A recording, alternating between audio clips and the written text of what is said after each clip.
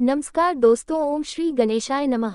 जय श्री हरि ओम। पितृ देवताभ्य नमः। श्रोताओं, सर्वपितृ अमावस्या का दिन बहुत ही पवित्र और भावुक अवसर होता है, क्योंकि इस दिन हमारे सभी पितृजन चाहे निकट के हो या दूर के धरती लोक से विदा होते हैं। जब हम पितृपक्ष के दिनों में श्रद्धा से उनका स्वागत करके, स्मरण करके, तर्पण, पिंडदान और जल अर्पण करते हैं तो वे संतुष्ट होकर ही अपने लोक वापस लौटते हैं और लौटते समय हमें आशीर्वाद देकर जाते हैं। ऐसा मानना है कि इस दिन पितर प्रसन्न होकर अपने परिवारजनों को वरदान देते हैं कि हमारे वंशज कभी दुखी ना हो और उनके घर हमेशा सुख समृद्धि बनी रहे, संतानें सुरक्षित और दीर्घायु हो। इसलिए सर्वपितृ अमावस्या केवल एक तिथि नहीं बल्कि अपने पूर्वजों के प्रति आभार और प्रेम व्यक्त करने का पवित्र दिन है। तो आइए आज सुनते हैं सर्वपितृ अमावस्या के दिन सुनी जाने वाली कथाएं। अमावस माता की कथा, पितरों की कथाएं, पितृ चालीसा पाठ और इसके अलावा आप सुनेंगे श्रीमद् भगवद गीता का 7वां अध्याय भी, जो कि आज के दिन यदि सुना जाए और उसका पुण्य पितरों को अर्पण कर दिया जाए तो पितरों को मोक्ष मिल जाता है। सभी प्रेम से बोलिए पितृ देवताओं की जय। एक पौराणिक कथा के अनुसार एक बार ब्रह्मा जी अपनी मानस पुत्री पर मोहित हो गए। उनके इस कृत्य को देखकर भगवान शिव ने त्रिशूल से ब्रह्मा जी का सिर धड़ से अलग कर दिया। तभी से ब्रह्मा जी चतुर्मुखी कहलाते हैं, वरना पहले उनके 5 सिर थे। जब भगवान शिव ने अपने त्रिशूल से उनका 5वां सिर काटा तो वह सिर भगवान शिव के त्रिशूल से चिपक गया और फिर भगवान शिव पर ब्रह्म हत्या का दोष लग गया। भगवान शिव कई तीर्थ स्थलों पर गए, लेकिन उन्हें कहीं भी ब्रह्म हत्या से मुक्ति नहीं मिली। तब बद्रीनाथ पहुंचकर ब्रह्मा जी का वह कपाल शिव जी के त्रिशूल से छूटकर अलकनंदा नदी के समीप जा गिरा। इसीलिए इस स्थान को ब्रह्म कपाल के नाम से जाना जाता है और इसी स्थान पर भगवान शिव को ब्रह्म हत्या से मुक्ति मिली थी और इसीलिए ये स्थान इतना पवित्र है। कहते हैं कि पितरों की कामना होती है कि उनके वंश में से कोई भी संतान बद्रीनाथ में जाकर उनका पिंडदान करे ताकि वह मुक्त होकर बैकुंठ लोक को जा सके। ऐसी मान्यता है कि ब्रह्म कपाल में रविवार को श्राद्ध करने से आरोग्य की प्राप्ति होती है, सोमवार को सौभाग्य की, मंगलवार को श्राद्ध करने से विजय प्राप्त होती है, बुधवार को श्राद्ध करने से कामना सिद्ध होती है, गुरुवार को धन लाभ और शनिवार को श्राद्ध करने से दीर्घायु प्राप्त होती है। ऐसी मान्यता है कि महाभारत के युद्ध के पश्चात पांडवों ने गोत्र हत्या के पाप से मुक्ति पाने के लिए ब्रह्म कपाल में भी अपने पितरों का पिंडदान किया था ताकि वे गोत्र हत्या के लगे पाप से मुक्ति प्राप्त कर सके। अब आपको सुनाते हैं पितृपक्ष की एक बहुत ही रोचक कथा। एकनाथ जी महाराज उच्च कोटि के संत थे। एक बार पितृपक्ष के दिनों में एकनाथ जी महाराज के घर पर ब्राह्मणों के लिए भोजन पक रहा था। तभी उस समय कुछ गरीब भिक्षुक वहां से गुजरे। उन्हें बनते हुए पकवानों की बड़ी अच्छी खुशबू आई। तब वे आपस में बात करने लगे कि आज तो श्राद्ध है, अच्छा भोजन मिलेगा। तब उन्हीं भिक्षुकों में से एक कहने लगा कि पहले तो ब्राह्मणों को भोजन मिलेगा, फिर जो कुछ बच जाएगा वही हमें मिलेगा, इसलिए परेशान क्यों होते हो। ये सुनकर एकनाथ जी महाराज ने अपनी पत्नी गिरजाबाई से कहा कि देखो, इन गरीबों में भी तो भगवान बसते हैं। इन्होंने कभी भी अच्छे स्वादिष्ट भोजन ग्रहण नहीं किए होंगे और आज मैं ये चाहता हूँ कि मैं ये भोजन पहले इन गरीबों को करवा दूं, उसके बाद हम श्राद्ध का भोजन ब्राह्मणों को भी करवा देंगे। क्या तुम फिर से ब्राह्मणों के लिए भोजन बना दोगे। तो गिरजाबाई ने हाँ कह दिया। अब तो एकनाथ जी महाराज ने बड़ी श्रद्धा से, बड़े प्रसन्न मन से वह भोजन उन गरीबों को करवा दिया। इसके बाद गिरजाबाई फिर से नहा धोकर चौका साफ करके ब्राह्मणों के लिए भोजन तैयार करने में जुट गई। लेकिन तब तक पूरे गांव में यह बात फैल चुकी थी कि आज एकनाथ ने ब्राह्मणों के लिए बना भोजन किसी और को खिला दिया। जब ब्राह्मणों को ये बात पता चली तब तो ब्राह्मणों ने इसे अपना अपमान माना और यह निश्चय किया गया कि कोई भी अब एकनाथ महाराज के घर भोजन करने नहीं जाएगा। ब्राह्मणों को तो अपने इस अपमान से बड़ा क्रोध आ ही रहा था। उन्होंने 2 लकदारी हट्टे ब्राह्मण एकनाथ के घर पर खड़े कर दिए ताकि एकनाथ महाराज जी के घर कोई भोजन करने ना जा सके। जब भोजन तैयार हो गया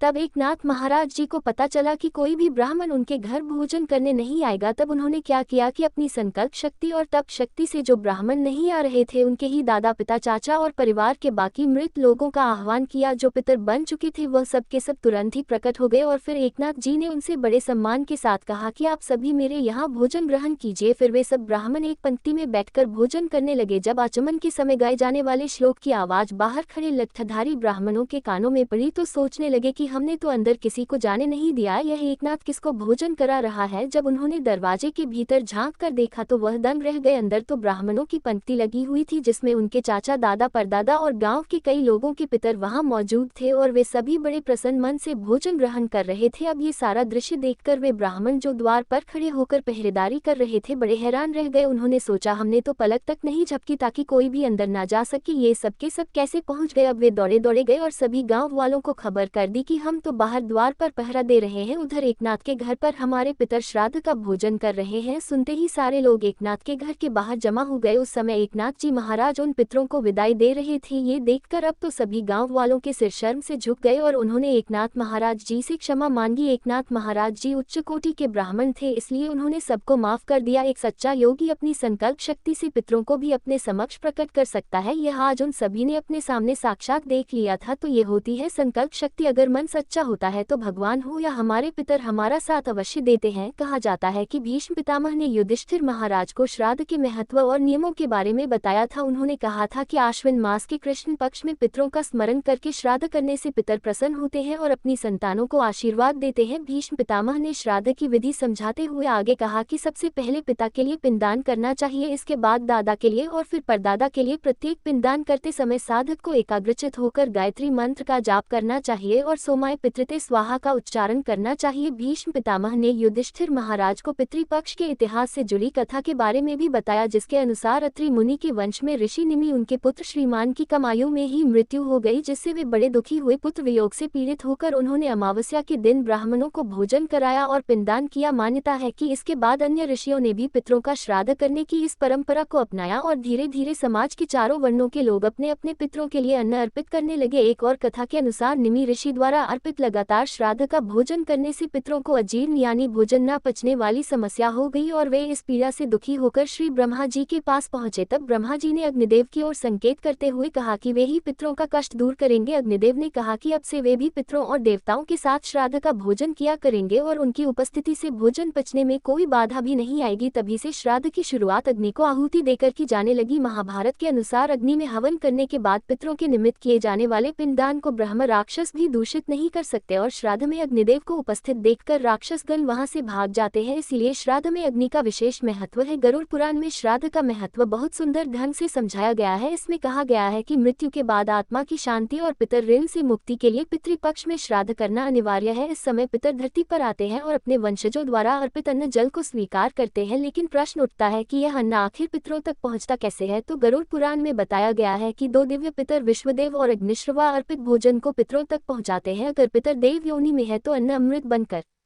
पहुंचता है, मनुष्य योनि में है तो अन्न के रूप में, पशु योनि में है तो घास बनकर, नाग योनि में है तो वायु बनकर और यक्ष योनि में है तो पान के रूप में पहुंचता है। श्राद्ध के समय ब्राह्मणों को भोजन कराने से पहले 5 पत्तों पर अलग अलग हिस्से निकाले जाते हैं। पहला हिस्सा गाय के लिए, दूसरा कुत्ते के लिए, तीसरा चींटी के लिए, चौथा कौवे के लिए और 5वां देवताओं के निमित्त। मान्यता है कि पितर इन रूपों में धरती पर आते हैं और अन्न को स्वीकार करते हैं। इन 5 पत्तों पर निकाला गया भोजन पंचबली भी कहलाता है। आइए अब सुनते हैं पितृपक्ष की सबसे प्रचलित कथा। प्राचीन कथा के अनुसार जोगे और भोगे नाम के 2 भाई थे। दोनों अलग अलग घरों में रहा करते थे। जोगे के पास धन की कोई कमी नहीं थी, लेकिन भोगे बहुत निर्धन था। फिर भी दोनों भाइयों में बहुत प्रेम था, लेकिन जोगे की पत्नी को धन का बड़ा अभिमान था, तो वही भोगे की पत्नी सुशील और शांत स्वभाव की थी। पितृपक्ष आने पर जोगे की पत्नी ने उसे पितरों का श्राद्ध करने के लिए कहा, तो जोगे इसे व्यर्थ का कार्य समझकर टालने की कोशिश करने लगा। लेकिन जोगे की पत्नी तो केवल अपनी शान दिखाने के लिए श्राद्ध का कार्यक्रम करना चाहती थी, ताकि वह अपने मायके पक्ष के लोगों को बुलाकर उनकी दावत कर सके। जोगे की पत्नी ने कहा कि मुझे कोई परेशानी ना हो, इसलिए आप ऐसा कह रहे हैं, लेकिन मैं सच कह रही हूँ, मुझे इसमें कोई परेशानी नहीं है। मैं भोगे की पत्नी को सहायता के लिए बुला लूंगी और फिर हम दोनों मिलकर सारा काम कर लेंगी। दूसरे दिन भोगे की पत्नी सुबह आकर श्राद्ध का सारा काम करवाने लगी। उसने तरह तरह के अनेकों पकवान बनाए। फिर सभी काम निपटाने के बाद वह अपने घर वापस आ गई, क्योंकि उसे भी पितरों का तर्पण करना था। उधर कुतप काल में जब पितर भूमि पर उतरे तो वे जोगे के यहाँ गए। वहाँ उन्होंने देखा कि उसके ससुराल पक्ष के सभी लोग भोजन पर जुटे हुए हैं और वे उनसे पहले भोजन कर रहे हैं। ये सब देखकर पितर बड़े निराश हुए। इसके बाद वे भोगे के यहाँ गए तो देखने लगे कि मात्र पितरों के नाम पर केवल अग्नि ही दे दी गई है। पितर उसकी ही राख चाटने लगे और फिर भूखे ही नदी के तट पर पहुंच गए। कुछ ही देर में सारे पितर अपने अपने यहाँ का श्राद्ध ग्रहण करके इकट्ठे हो गए और बताने लगे कि उनकी संतानों ने किस किस तरह से उनके लिए श्राद्धों के पकवान बनाए, किस तरह से उनका स्मरण किया। जोगे भोगे के पितरों ने भी अपना सारा हाल बताया। उन्होंने सोचा कि अगर भोगे निर्धन ना होता होता और श्राद्ध करने में समर्थ होता तो शायद उन्हें भूखा वापस नहीं आना पड़ता, क्योंकि भोगे के घर में तो खाने के लिए भी 2 जून की रोटी तक नहीं थी। यह सारी बातें सोचकर पितरों को भोगे पर दया आ गई। यह सोचकर पितर अचानक से नाच नाच कर गाने लगे कि भोगे के घर धन हो जाए, भोगे के घर धन हो जाए। सांझ का समय हो चला था, लेकिन भोगे के घर में खाने के लिए कुछ भी नहीं था और उसके बच्चे भी सुबह से भूखे थे। बच्चों ने अपनी माँ से कहा कि माँ भूख लगी है, तब उन्हें टालने के लिए गुस्से में गरज कर भोगे की पत्नी ने कहा कि जाओ, आंगन में हौदी रखी है, उसे जाकर खोल लो, उसमें से जो कुछ भी मिल जाए आपस में बांट कर खा लेना। बच्चों ने जब वहां जाकर हौदी खोली तो वे दौड़े दौड़े अपनी माँ के पास आकर कहने लगे कि मामा हौदी तो मुहरों से भरी पड़ी है। माँ को विश्वास नहीं हुआ और वह दौड़ी दौड़ी हौदी के पास आए। आकर उसने जब ये सब कुछ देखा तो उसके आश्चर्य का ठिकाना नहीं रहा। इस तरह पितरों के आशीर्वाद से भोगे भी धन धान्य से परिपूर्ण हो गया, लेकिन उसे इस बात का बिल्कुल भी अहंकार नहीं था। और फिर अगले वर्ष श्राद्ध आने पर खूब धूमधाम से दोनों पति पत्नी ने मिलकर अपने पितरों का श्राद्ध किया। भोगे की पत्नी ने श्राद्ध के दिन 56 तरह के भोग बनाए, ब्राह्मणों को अपने घर बुलाकर श्राद्ध किया, उन्हें भोजन कराया और दान दक्षिणा भी दी। फिर सोने चांदी के बर्तनों में जेठ जेठानी को भी भोजन कराया। इससे पितर बहुत प्रसन्न और तृप्त हुए और उन्हें आशीर्वाद देकर तृप्त होकर वे अपने लोक को वापस चले गए। प्रयागराज में त्रिवेणी संगम का जल पाप मुक्ति तो कराता ही है, साथ ही मोक्ष भी प्रदान करने वाला है। आइए जानते हैं प्रयागराज में त्रिवेणी संगम से जुड़ी एक प्राचीन कथा। आखिर कैसे कुंभ नगरी के त्रिवेणी जल की महिमा से एक प्रेत योनि से मुक्त हो पाया। कहा जाता है कि अनादि काल में केरल में वसु नाम का एक ब्राह्मण रहता था, लेकिन उसका आचरण बहुत खराब था। उसके बंधुओं ने उसे भूमिहीन करके घर से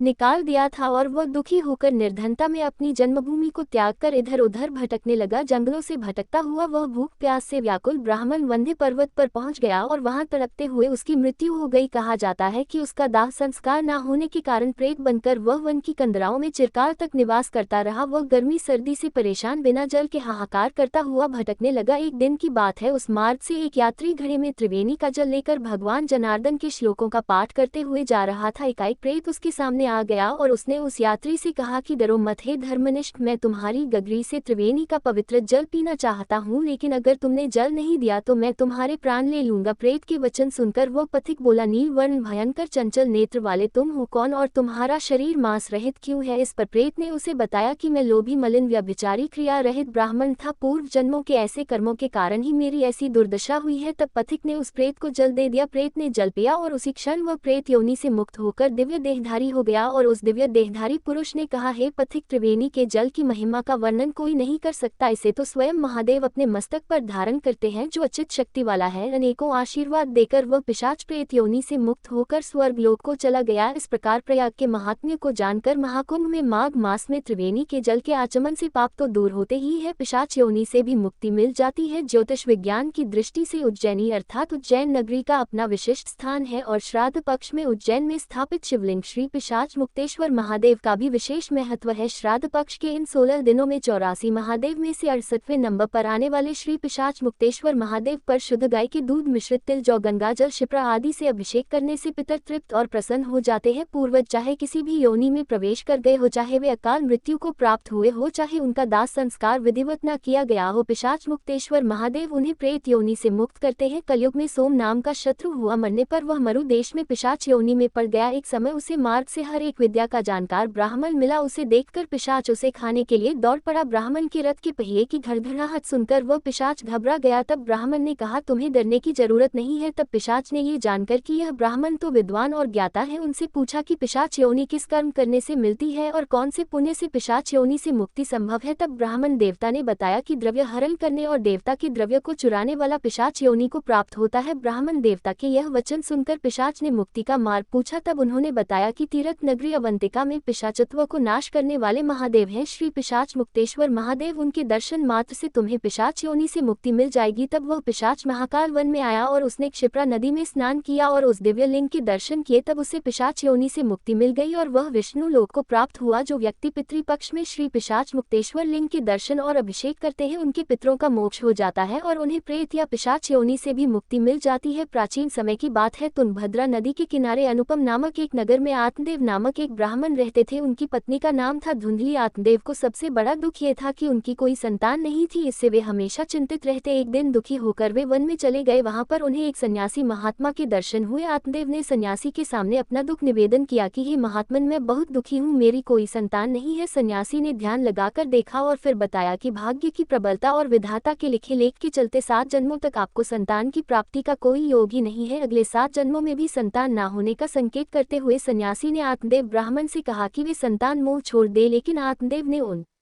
सन्यासी से आग्रह किया कि वे कोई ऐसा उपाय बताएं जिससे उन्हें संतान की प्राप्ति हो सके। तब उसके आग्रह को देखते हुए सन्यासी महात्मा ने आत्मदेव ब्राह्मण को एक फल प्रदान किया और कहा कि वह इसे अपनी पत्नी को खिला दे और उसे नियम पूर्वक रहने को कहे तो निश्चित रूप से संतान की प्राप्ति होगी। आत्मदेव ब्राह्मण ने घर लौटकर वह फल अपनी पत्नी धुंधली को दिया और सन्यासी की बात बताते हुए उससे कहा कि वह श्रद्धा पूर्वक फल खा ले तो अवश्य ही संतान की प्राप्ति होगी। धुंधली ने अपने पति से फल तो ले लिया, लेकिन दुविधा में पड़ गई कि इसे खाए या ना खाए। उसके मन में अनेक कुतर्क आने लगे और आखिरकार उसने उस फल को नहीं खाया और अपनी बहन की सलाह से चुपचाप उस फल को गाय को खिला दिया। धुंधली की बहन उस समय गर्भवती थी। उसने धुंधली के साथ योजना बनाई। उसके अनुसार जब उसके पुत्र हुआ तो उसने अपने पुत्र को धुंधली को दे दिया। आत्मदेव ब्राह्मण दोनों बहनों की इस योजना से पूरी तरह अनजान थे, इसलिए उन्होंने उस पुत्र को ही अपना पुत्र मान लिया और धुंधली ने अपने पुत्र का नाम धुंधकारी रखा। सन्यासी का दिया हुआ फल खाने के कारण उधर गौ से भी एक सुंदर मनुष्य के आकार वाला बच्चा पैदा हुआ। इससे आत्मदेव अति प्रसन्न हुए और उन्होंने उस गौ से उत्पन्न पुत्र का नाम गोकर्ण रखा, क्योंकि उस शिशु के कान गाय की तरह थे। समय बीतने पर वे दोनों पुत्र साथ साथ बड़े हुए। धुंधकारी अति दुष्ट निकला और गोकर्ण अत्यंत ज्ञानी। आत्मदेव धुंधकारी के उत्पातों से अत्यंत दुखी रहने लगे और एक दिन ज्ञानी गोकर्ण के उपदेश से वह घर छोड़कर वन में चले गए और वहां भगवत आराधना में उन्होंने भगवान को प्राप्त कर लिया। इधर धुंधकारी के उत्पात जारी रहे। वह नगर के बच्चों को नाद में बिठाता और नदी में ले जाकर सभी को तेज गति से बहती नदी की धारा में डुबोकर मार देता था। जब वे बचाने के लिए गिड़गिड़ाते तो धुंधकारी खूब खुश होता। नगर के सभी लोग उससे परेशान थे, पर करते तो क्या करते। धुंधकारी इतना क्रूर और दुष्ट था कि सभी उसके पास जाने तक से डरते। कौन सा ऐसा दुर्गुण था जो उस दुष्ट धुंधकारी में नहीं था। इधर गोकर्ण बड़े होकर विद्वान पंडित और ज्ञानी निकले, जबकि धुंधकारी दुष्ट नशेड़ी और क्रोधी चोर व्यभिचारी अस्त्र शस्त्र धारण करने वाला माता पिता को सताने वाला था। उसने माता पिता की सारी संपत्ति व्यभिचार में पड़कर नष्ट कर दी। हद तो तब हो गई जब धुंधकारी ने एक दिन अपने पिता को मारकर घर से बाहर निकाल दिया। पिता रोने लगे और उसने दुखी होकर कहा कि अच्छा होता अगर मेरी पत्नी बांझ ही रहती। जब पिता ये सोच रहा था कि तभी वहां पर गोकर्ण आ गए। वह पिताजी को वैराग्य का उपदेश देने लगे और कहने लगे कि पिताजी, आप सभी छोड़कर प्रभु की शरण में वन में चले जाएं और भगवत भजन करें। भगवत भजन ही सबसे बड़ा धर्म है। गौ से उत्पन्न पुत्र गोकर्ण की बात मानकर आत्मदेव वन में चले गए। बाद में उनकी पत्नी धुंधली को धुंधकारी सताने लगा तो उसने भी कुएं में कूदकर आत्महत्या कर ली। अब धुंधकारी 5 वेश्याओं के साथ रहने लगा। वेश्याएं उसे अपनी इच्छा अनुसार चलाती थी। धुंधकारी उन वेश्याओं के लिए ही अब धन जुटाने लगा। वह उनके लिए डाका डालता, चोरी करता और बाद में वेश्याएं सोचने लगी कि एक दिन अगर ये पकड़ा गया तो राजा इसके साथ साथ हमें भी दंड देगा। ये सोचकर एक दिन वह वेश्याएं सोते हुए धुंधकारी को रस्सियों से उसका गला दबाने का प्रयास करने लगी। जब वह गला दबाने से भी नहीं मरा तो वे सभी मिलकर उसे दहकते अंगारों में डालने लगी। वहां वह तड़प तड़प कर मर गया। बाद में उसे गड्ढा खोदकर गाड़ दिया गया। मरने के बाद धुंधकारी भयंकर दुख देने झेलने और अपने कुकर्मों के कारण एक प्रेत बन गया। प्रेत बन जाने के बाद भूख और प्यास के कारण वह व्याकुल रहने लगा। रह रहकर वह चिल्लाता भी रहता, क्योंकि उसे अंगारों से जलाया गया था, इसलिए उसकी अनुभूति उसे अभी भी सताती रहती। उसे लगता कि अभी भी उसका शरीर चल रहा है। एक दिन उसका भाई गोकर्ण उसके गांव में कथा करने आए। गोकर्ण सबसे नजर बचाते हुए अपने पुरखों के मकान में सोने चले गए। अपने ही घर में अपने भाई को सोया हुआ देखकर धुंधकारी खुश हो गया और आवाज लगाने लगा। गोकर्ण यह आवाज सुनकर पूछने लगे कि तुम कौन हो। तब धुंधकारी ने बताया कि मैं तुम्हारा भाई हूँ, मेरे कुकर्मों की तो गिनती ही नहीं की जा सकती, इसी कारण से मैं प्रेत योनि में पड़ा ये दुर्दशा भोग रहा हूँ। भाई, अब तुम ही दया करके मुझे इस योनि से मुक्ति दिला सकते हो। गोकर्ण ने कहा कि मुझे बड़ा आश्चर्य हो रहा है कि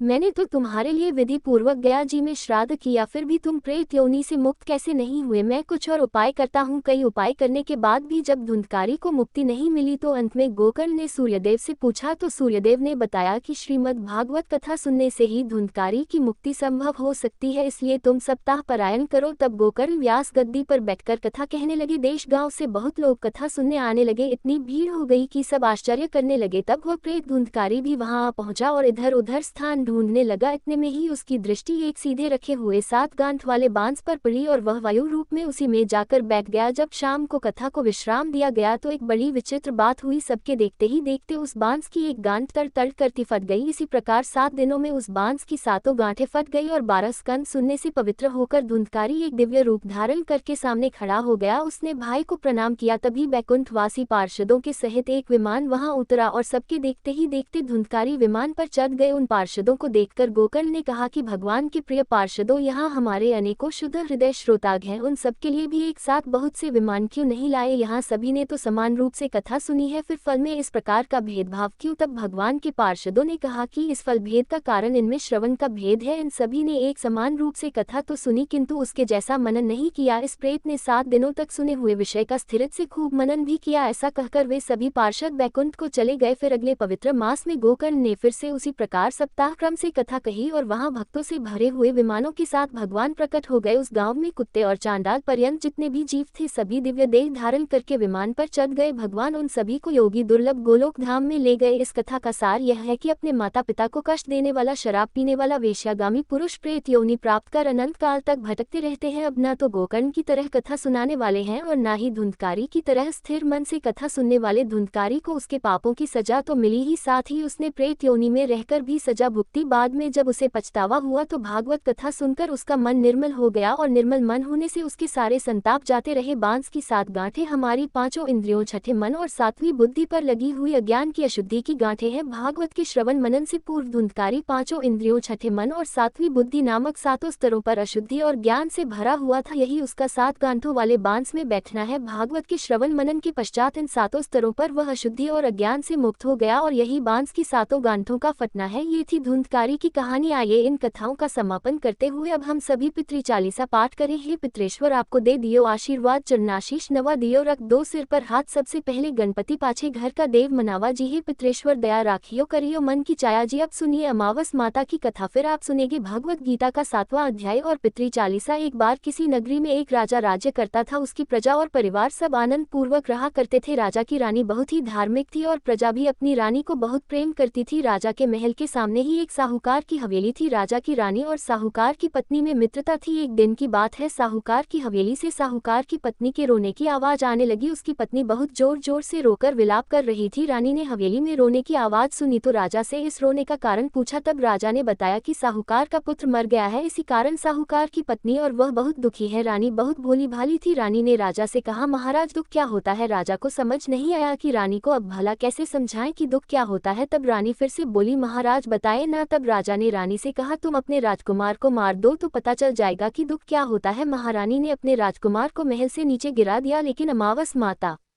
की कृपा से राजकुमार गोबर के ढेर के ऊपर जाकर गिरा और उसे कुछ भी नहीं हुआ। तब रानी अपने राजकुमार को देखकर नीचे आ रही थी कि राजकुमार ने सामने से आते हुए रानी को देखा। ये देखकर राजा भी हैरान रह गया कि इतनी ऊपर से गिरने के बाद भी राजकुमार को कुछ नहीं हुआ। रानी ने राजा से फिर पूछा, महाराज बताए ना दुख क्या होता है? उस समय पड़ोसी राज्य के राजा के सैनिक युद्ध कर रहे थे। राजा ने रानी से कहा कि अब मैं युद्ध में अकेला जा रहा हूँ। जब तुम्हें मेरे मरने का समाचार मिलेगा तब तुम्हें पता चलेगा कि दुख क्या होता है और तब तुम्हें एहसास हो जाएगा। कहकर राजा ने युद्ध के लिए प्रस्थान किया, लेकिन भगवान और अमावस माता की कृपा से वह राजा युद्ध जीतकर सही सलामत घर आ गया। अब भी रानी को नहीं पता कि दुख क्या होता है। अब तो राजा को भी आश्चर्य होने लगा। उसी समय महारानी महाराज के पास आए और वही प्रश्न फिर से दोहराने लगी कि महाराज आप मुझे दुख के बारे में कैसे एहसास कराएंगे? आप मुझे कैसे बताएंगे कि क्या होता है दुख? तब राजा ने सोचा कि रानी को कैसे एहसास दिलाया जाए। तब कुछ देर सोचने के बाद राजा ने रानी को बुलाकर कहा कि महारानी, अब हम गंगा जी की यात्रा करने जा रहे हैं। वहां मैं गंगा जी की धारा में कूद जाऊंगा, तब तुम्हें पता चल जाएगा कि दुख क्या होता है। अब रानी ने गंगा यात्रा की तैयारियां प्रारंभ कर दी और आवश्यक सामान और रास्ते में भोजन की सभी सामग्री का प्रबंध कर यात्रा के लिए प्रस्थान किया। इधर कैलाश पर्वत पर भगवान शिव ने देवी पार्वती से कहा, देवी आज मैं तुम्हें कलयुग में सुखी आत्मा के दर्शन कराऊंगा। अब मैं तुमसे जैसा कहता हूँ वैसा करो। तब भगवान शिव ने बकरे का और देवी पार्वती ने बकरी का रूप धारण कर लिया और एक बावड़ी के पास वे घास चढ़ने लगे। इतने में ही राजा और रानी की सवारी वहां आ आए। रानी ने सुंदर छाया और बावड़ी को देखा तो राजा से कहा कि हम यहीं पर थोड़ी देर विश्राम और जलपान करने के बाद आगे बढ़ेंगे। अब राजा और रानी ने वहां पर जलपान किया। उसके बाद राजा पानी लेने के लिए बावड़ी में गया। उस समय बकरी का रूप धारण किए हुई देवी पार्वती ने वहां बकरे का रूप धारण किए भगवान शिव से पूछा, प्रभु इस रानी ने दुख देखना है, मगर क्या कारण है कि इसे दुख नहीं मिलता। रानी ने बकरा और बकरी को मनुष्य की भाषा में बोलते देखा। उसने ये सुन लिया कि भगवान शिव माता पार्वती से कह रहे थे कि यह रानी अमावस्या का व्रत करती है, इसलिए इसे जीवन में कोई दुख नहीं भोगना पड़ेगा और यह अपने व्रतों के प्रभाव से ही इस जन्म में रानी बनी और सुख का आनंद ले रही है। देवी, यह राजा गंगा में भी नहीं मरेगा। रानी ने उनकी यह बात सुनी। तभी राजा पानी लेकर वापस आया तो रानी ने राजा को वह सारी घटना सुनाई। इसके बाद तीर्थ यात्रा पूरी करके वे दोनों अपनी नगरी को वापस आ गए। अब राजा ने अपने राज्य में प्रजा को अमावस का व्रत करने की आज्ञा दी। राजा ने कहा कि हर अमावस को अमावस माता की पूजा करके कथा करना। जिस शुक्रवार को अमावस पड़े उसी दिन से व्रत प्रारंभ करे। 21 अमावस तक व्रत पालन करे और पहली 5 अमावस को गेहूं लाल वस्त्र दान करे, उसकी अगली 5 अमावस को मूंग, उसके बाद 5 अमावस को चना, बाद में अगली 5 अमावस को मक्का और अंत में 21वीं अमावस को चावल का दान करे। दान में जैसा रंग अन्न का हो वैसा ही रंग का कपड़ा भी दान में दे और कपड़े के साथ साथ दक्षिणा भी दान में दे। व्रत के दिन गाय को हरा चारा और ब्राह्मण को भोजन या दक्षिणा दे। जो मनुष्य श्रद्धा पूर्वक इस प्रकार व्रत करेगा, अमावस माता और भगवान शिव की कृपा से वह हर दुख से मुक्त हो जाएगा। ये थी अमावस माता की कथा। अब सुनिए श्रीमद् भागवत गीता के 7वें अध्याय के सभी श्लोकों का हिंदी अनुवाद। भगवान श्री कृष्ण अर्जुन से कहने लगे, हे पार्थ, अनन्य प्रेम से मुझ में आसक्त चित्त और अनन्य भाव से मेरे परायण होकर योग में लगा हुआ तू जिस प्रकार से संपूर्ण विभूति बल ऐश्वर्य आदि गुणों से युक्त सबके आत्मुख मुझको संशय रहित जानेगा, उसको सुन। मैं तेरे लिए इस विज्ञान सहित तत्व ज्ञान को संपूर्णतया कहूंगा, जिसको जानकर संसार में फिर और कुछ भी जानने योग्य शेष नहीं रह जाता। हजारों मनुष्यों में से कोई एक मेरी प्राप्ति के लिए यत्न करता है और उन यत्न करने वाले योगियों में भी कोई एक मेरे परायण होकर मुझको तत्व से अर्थात यथार्थ रूप से जानता है। पृथ्वी, जल, अग्नि, वायु, आकाश, मन, बुद्धि और अहंकार भी इस प्रकार से यह 8 प्रकार से विभाजित मेरी प्रकृति है। यह 8 प्रकार के भेदों वाली तो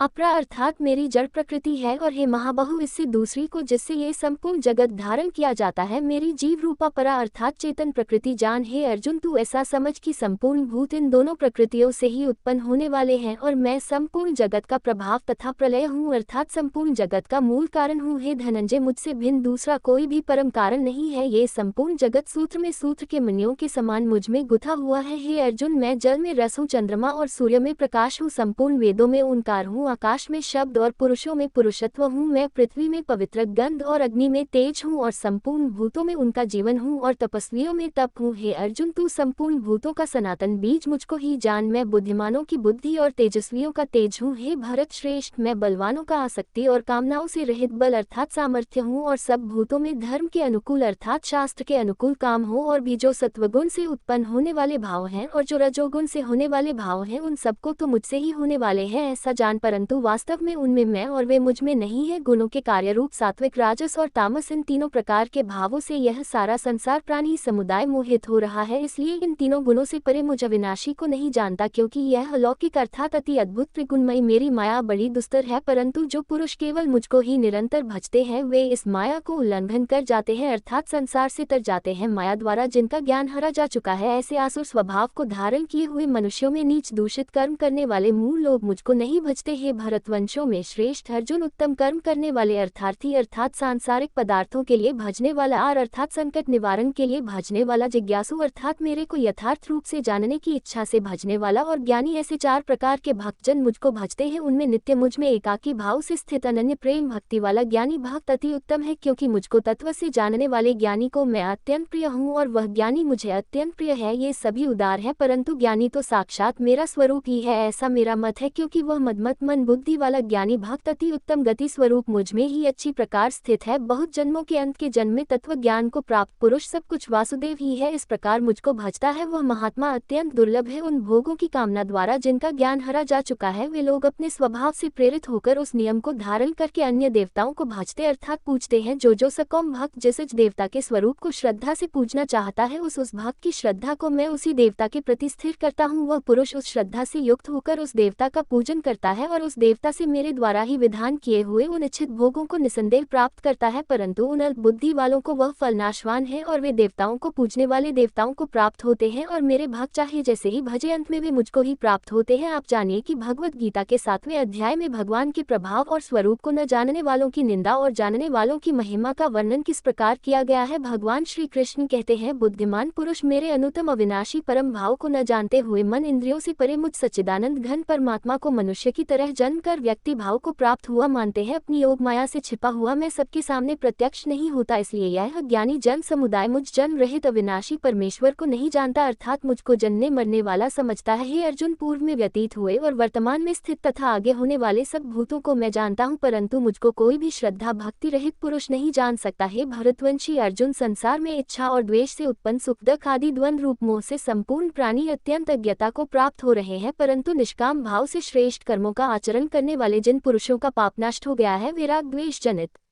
द्वंद्व रूप मोह से मुक्त दृढ़ निश्चय भक्त मुझको सब प्रकार से भसते हैं। जो मेरे शरण होकर जरा और मरण से छूटने के लिए यत्न करते हैं, वे पुरुष उस ब्रह्म को, संपूर्ण आध्यात्म को, संपूर्ण कर्म को जानते हैं। जो पुरुष अधिभूत और अधिदेव सहित तथा अधियज्ञ सहित अर्थात सबका आत्मरूप मुझे अंतकाल में भी जानते हैं, वे युक्त चित्त वाले पुरुष मुझे जानते हैं, अर्थात मुझ में लीन हो जाते हैं, मुझे प्राप्त हो जाते हैं। प्रिय श्रोताओं, इस प्रकार भगवत गीता के 7वें अध्याय का पाठ समाप्त हुआ। आइए अब हम सभी पितृ चालीसा का पाठ करें। हे पितृेश्वर, आपको दे दियो आशीर्वाद, चरणाशीष नवा दियो रख दो सिर पर हाथ। सबसे पहले गणपत, पाछे घर का देव मनावा जी। हे पितृेश्वर, दया राखियो करियो मन की चाया जी। पितृेश्वर, करो मार्ग उजागर, चरण रज की मुक्ति सागर। परम उपकार पितृेश्वर, कीन्हा मनुष्य योनि में जन्म दीन्हा मात्र। पितृ देव मन जो भावे सोई अमित जीवन फल पावे। जय जय जय पितरजी साईं, पितृ ऋण बिन मुक्ति नहीं। चारों ओर प्रताप तुम्हारा, संकट में तेरा ही सहारा। नारायण आधार सृष्टि का, पितरजी अंश उसी दृष्टि का। प्रथम पूजन प्रभु आज्ञा सुनाते, भाग्य के द्वार आप ही खुलवाते। झुनझुने दरबार है साजे सब देवों संग आप विराजे। प्रसन्न होए मन वांछित फल दीना, कुपित होए बुद्धि हर लीना। पितर महिमा सबसे न्यारी, जिसका गुण गावे नर नारी। तीन मन में आप विराजे, बसु रुद्रादित्य में साजे नाथ। सकल संपदा दा तुम्हारी, मैं सेवक समेत सुत नारी। 56 भोग नहीं है भाते, शुद्ध जल से ही तृप्त हो जाते। तुम्हारे भजन परम हितकारी, छोटे बड़े सभी अधिकारी। भानु उदय संग आप पुजावे, 5 अंजुलि जल रिझावे। ध्वज पका मंडप है साजे, अखंड ज्योति में आप विराजे। सदियों पुरानी ज्योति तुम्हारी, धन्य हुई जन्मभूमि हमारी। शहीद हमारे यहाँ पुजाते, मात्र भक्ति संदेश सुनाते। जगत पितर और सिद्धांत हमारा, धर्म जाति का नहीं है नारा। हिंदू मुस्लिम सिख ईसाई सब पूजे पितर भाई। हिंदू वंश वृक्ष है हमारा, जान से ज्यादा हमको को प्यारा। गंगा यह मरु प्रदेश की पितृ तर्पण अनिवार्य परवेश की। बंधु छोड़कर इनकी चरना, इन्हीं की कृपा से मिले प्रभु की शरणा। 14 को जागरण करवाते, अमावस को हम धोख लगाते। जात जल्ला सभी मनाते, नांदी मुख श्राद्ध सभी करवाते। धन्य जन्मभूमि का है वो फूल जिसे पितृमंडल की मिली है धूल। श्री पितरजी भक्त हितकारी, सुन लीजिए प्रभु अर्ज हमारी। निष्दिन ध्यान धरे जो कोई तासम भक्त और नहीं कोई, तुम अनाथ के नाथ सहाय। दीनन के हो तुम सदा सहाय। चारिक वेद प्रभु के साखी, तुम भक्तन की लज्जा राखी। नाम तुम्हारो लेत जो कोई तासम, धन्य और नहीं कोई। जो तुम्हारे नित पाओ पलोटत, नवो सिद्धि चरना में लोटत। सिद्धि तुम्हारी सब मंगलकारी, जो तुम पे जावे बलिहारी। जो तुम्हारे चरण चित लावे, ताकि मुक्ति अवसी हो जावे। सत्य भजन तुम्हारे जो गावे, सो निश्चय चारों फल पावे। वे तुम ही देव कुलदेव हमारे, तुम ही गुरुदेव प्राण से प्यारे। सत्य आसमन में जो होई, मन वांछित फल पावे। कोई तुम्हारी महिमा बुद्धि बढ़ाई, शेष सहस्त्र मुख सके ना गाई। मैं अति दीन मलिन दुखियारी, करहूँ कौन विधि विनय तुम्हारी। अब पितरजी दया दीन पर कीजिए, अपनी भक्ति शक्ति कछु दीजिए। पितरों को स्थान दो, तीर्थ स्वयं ग्राम। श्रद्धा सुमन चढ़े, वहाँ पूर्ण हो सब काम। झुंझुनू धाम विराजे है पितर हमारे, महान दर्शन से जीवन सफल हो। पूजे सकल जहान जीवन सफल, जो चाहिए चले। झुंझुनू धाम पितर चरण की धूल ले, हो जीवन सफल महान खान।